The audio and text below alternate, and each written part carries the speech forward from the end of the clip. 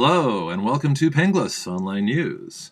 This is news from a conservative, libertarian perspective. All issues and topics covered will have that clear point of view. The goal of Penglis Online News, as always, is to inspire new ideas, to invent new terms, new definitions, and new language for you to use, and to give you new ways of looking at and thinking about the news. Welcome now to Penglis Online News. The Natural News website reports that jurors in the U.S. are not being instructed of their right and obligation to judge not just the facts in a case, but the applied law as well, to see if the law is both constitutional and just. Jurors are erroneously instructed by judges that juries cannot do so, even though judges are, of course, aware of a jury's ability and purpose to nullify any unjust laws. Judges instead commit judicial misconduct by instructing that jurors can only judge the facts in a case, and only judges can interpret the Constitution. This has perpetuated the illegal and excessive authority of the judiciary in many areas, particularly in ruling Obamacare as constitutional, which is impossible, and illegally overturning marriage laws in various states. More on that later. The organization that correctly informs jurors of their legal rights and powers is the Fully Informed Jury Association, or FIJA. 80-year-old Julian Heiklin, a member of FIJA, was arrested by the FBI, which is a national police force not authorized in the Constitution. FBI agents stopped Mr. Heiklin for handing out pamphlets outside a courthouse, which explained the power of jurors to determine the validity of the law or laws in a case. U.S. District Judge Kimba Wood, a former Clinton candidate for Attorney General, ruled that Heiklin was within his rights to inform jurors of jury law nullification. He was not in violation of federal law, which states that one cannot send written communication to jurors to influence cases, as the FBI and prosecutors claimed. Wikipedia also contributed information on Judge Kimba Wood to this story.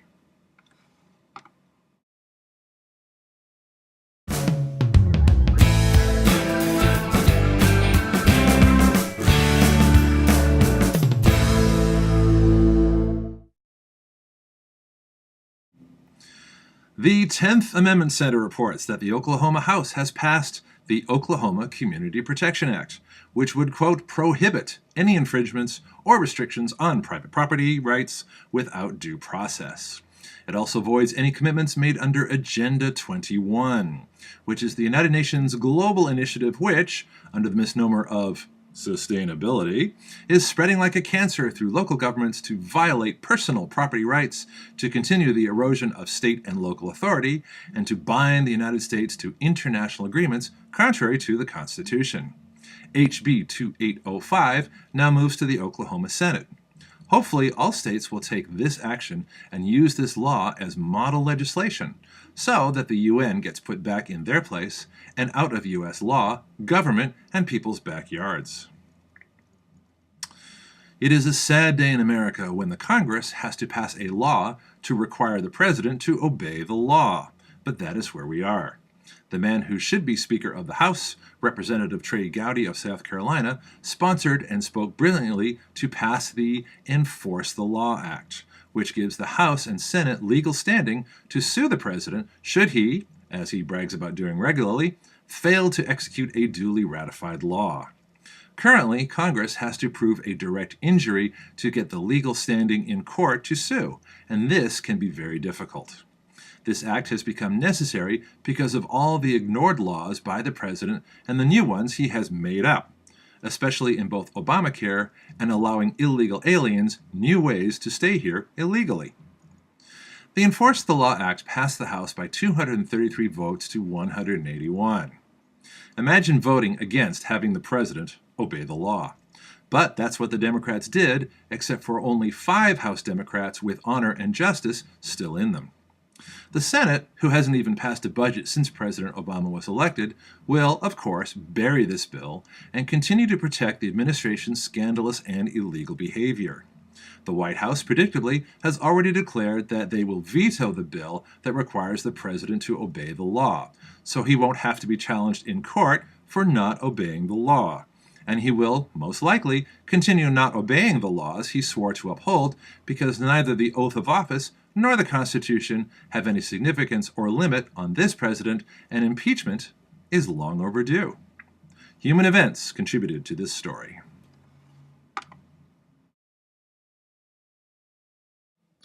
Penglis Online News is brought to you by The Complete Guide to Flight Instruction, which is my sarcastic and blunt critique of our flight training system and how to fix it. Also, if you want to learn to fly, if you want all the secrets, all the inside information, all the things that will really get you through the flight training system efficiently, quickly, and with all kinds of information you're not going to get from any other source, please consult The Complete Guide to Flight Instruction, available from Amazon.com. Over half the Senate Democrats recently engaged in an all-night talkathon to demand action on a non-existent problem, which is man-made climate change. They proposed no bills, nor offered any solutions to their non-existent problem, but demanded action anyway. This makes sense because they are Democrats, and because there is no global warming, and that is why this news item immediately went away as soon as it was over. The truth is that a majority of people don't care about this non-issue, especially as they freeze through the current winter and spring. What is interesting is that the radical socialists and wacko environmentalists behind the climate change hoax have been perpetuating this nonsense since the 1990s, but under different names. In the 90s, it was called smart growth.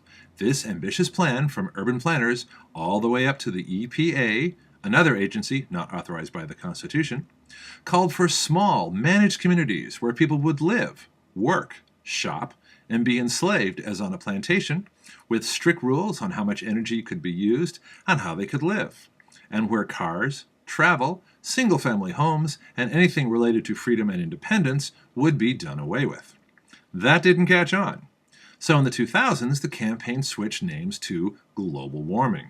Same goals as smart growth, but with a huge new component of fear, doom, and gloom in the propaganda. When the globe didn't warm, the campaign switched in the 2010s to, quote, climate change. New title, which could mean anything, more fear, doom and gloom, and a new component of intimidation, threats, prison terms, and even death for, quote, disbelievers and deniers. Welcome to the Climate Change Inquisition.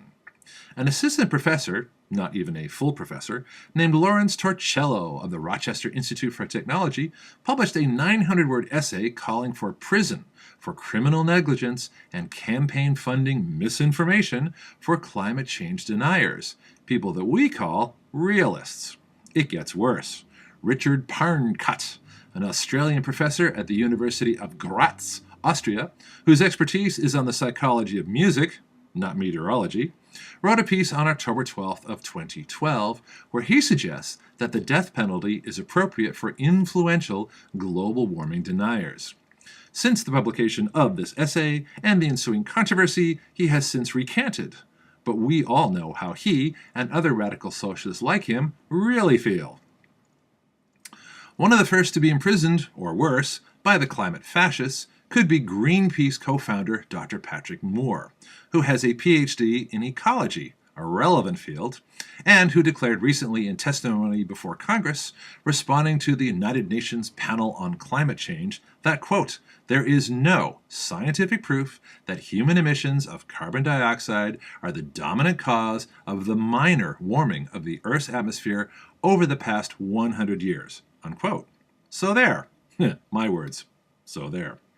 Contributors to the story include the Daily Caller, townhall.com, the Inquisitor, and Tall Blokes Talk Shop blog.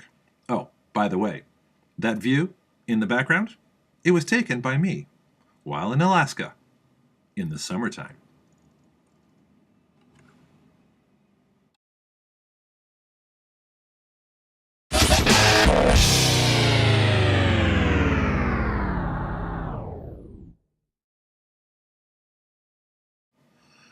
Marriage, the world's oldest institution, ceremony, and ritual, is gradually being destroyed in America by a very recent popular fad, one state at a time, against the will of the majority, where some of the 1.7% of the population who is homosexual wants to change the definition of marriage to include gay unions. thus nullifying the uniqueness of marriage and in the process making every marriage meaningless. All of this is under the guise of equality, which is a ludicrous argument since nothing is equal to a marriage. It just happened again in Michigan, where Federal District Judge Bernard Friedman used judicial review, which is the power to declare a law unconstitutional, to nullify Michigan's law on marriage. This power to declare laws unconstitutional is not a power granted to the federal judiciary by the Constitution. Judge Friedman overturned a state law, duly passed, using bogus arguments that can't stand up to real scrutiny, with a power he does not have. This should automatically nullify his ruling and demands an immediate hearing on his judicial competence. The media, as always, reports this as, quote, a judge overturning a ban on gay marriage, unquote. This is the propagandistic language of the radical homosexual agenda and needs to be corrected. Stated properly, the judge illegally voided a law properly defining marriage as between a man and a woman. Since there is no such thing as a gay marriage, because marriage already has a unique definition, there cannot be a ban on what is called a gay marriage because you cannot ban something that doesn't exist. What does exist, and what is being destroyed, therefore, is marriage. And where is the protection for that? Let's look at the erroneous arguments and correct them. The Michigan Marriage Act, Section 5551.1 says marriage is inherently a unique relationship between a man and a woman. As a matter of public policy, this state has a special interest in encouraging, supporting, and protecting that unique relationship in order to promote, among other goals, the stability and welfare of society and its children. A marriage contracted between individuals of the same sex is invalid in this state, unquote. That is the law in Michigan. It accurately defines, describes, and promotes marriage as the building block of society. Judge Friedman said this was unconstitutional. Yet there is no mention of marriage in the Constitution, which means the judge has nothing to rule on. And the 10th Amendment leaves everything not mentioned in the Constitution reserved to the states or to the people. That includes the regularly misused power of judicial review. The judge obviously doesn't know any of this, so the real decision here is whether Judge Friedman should remain a judge.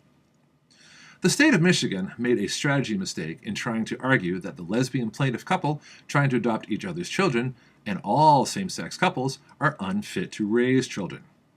There is a huge difference between parents, a mother and father raising children, and same-sex couples raising children. They cannot be comparatively judged because they are completely different and unique relationships. So what they bring to child rearing is also completely different. There is no way to equate or compare a mother and father who bring a total male and female experience to the children, and two women giving a female experience and two men giving a male experience. But it is all irrelevant because a marriage is still between a man and a woman, and there is no such thing as a gay marriage, which is why Michigan used a bad legal strategy here. The judge erred by citing a bunch of studies saying that there is no difference between children raised by the same-sex couples and normal parents. This, again, is an absurd argument.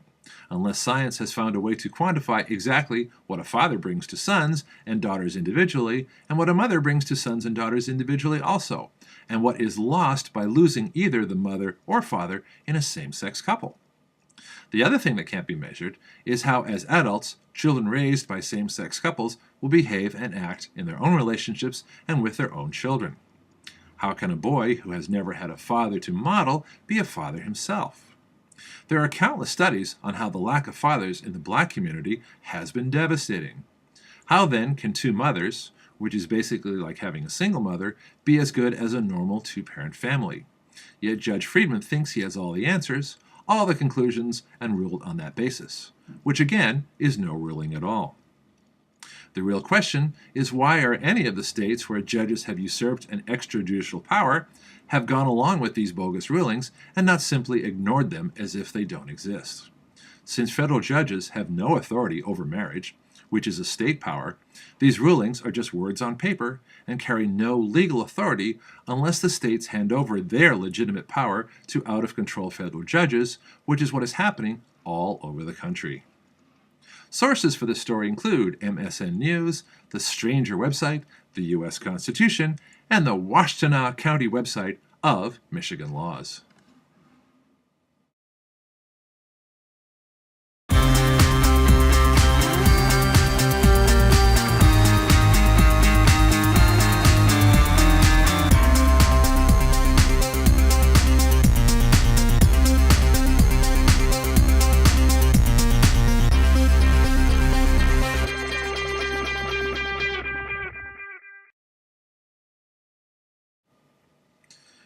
There are several stories surrounding the internet these days. Who controls it, who wants to control it, who can turn it off, and who should protect it. Most of the information in this story comes from an article on March 14th by Daniel Castro in the Ideas Lab website. The internet. It's ours. We designed it. We built it. And so far, in the best traditions of free speech and free commerce, we have kept it open. However, and this is a familiar theme, President Obama might just give it all away, just like the Panama Canal by Jimmy Carter, except this would have far more terrible consequences because the Panama Canal is still open. The key to managing the internet is the domain name system. That's where the .com and .net names get created and registered. In 1998, the Clinton administration established the International Corporation for Assigned Names and Numbers, known as ICANN, for managing the domain name system and the accreditation of registrars. ICANN is under the Department of Commerce. How all of the users find internet sites is administered by the Internet Assigned Numbers Authority, which gives a number code to internet addresses. This is one thing the federal government does really well, and our oversight of the internet has made it run, in Castro's word, seamlessly.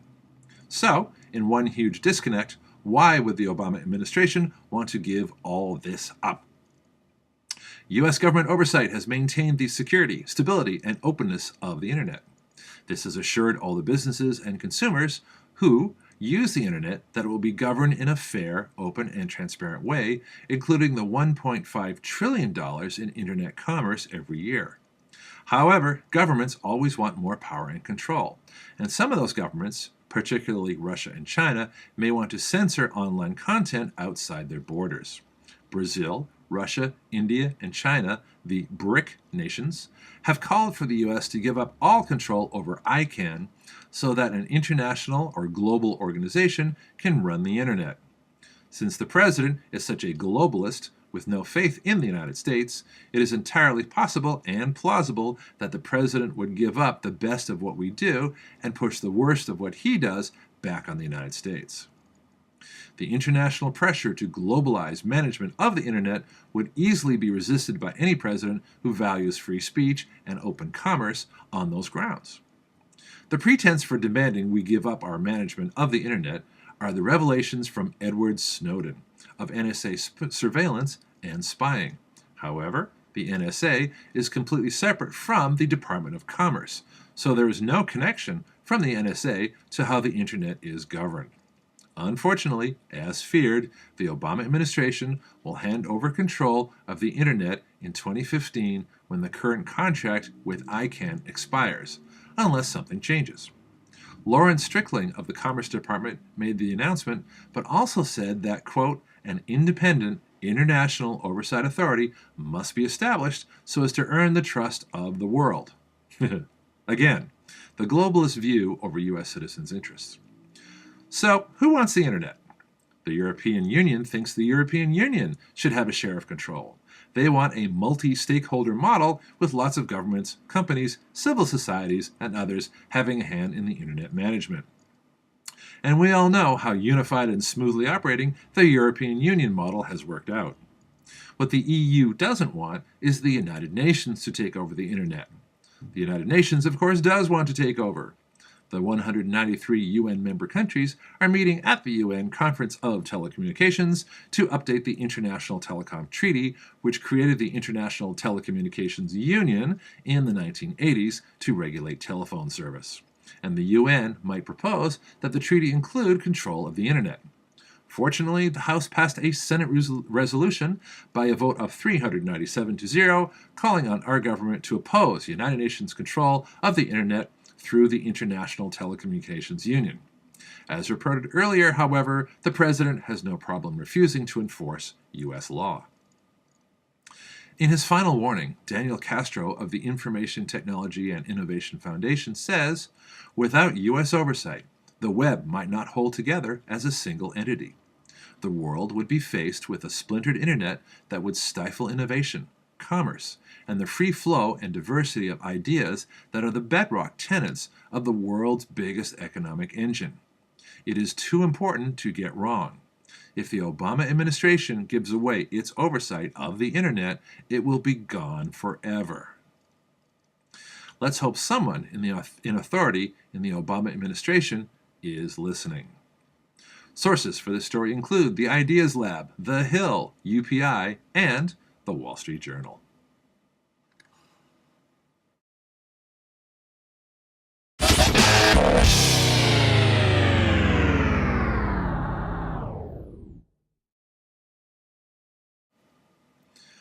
The president may be perfectly willing to hand over control of the internet to anyone but the U.S. government. However, he has still reserved the right to himself to shut it off. Instead of saying, Big Brother is watching you, now we could say, The Brother is watching you. In July of 2012, President Obama issued an executive order in case of crisis or emergency to take over any communication network, including the internet.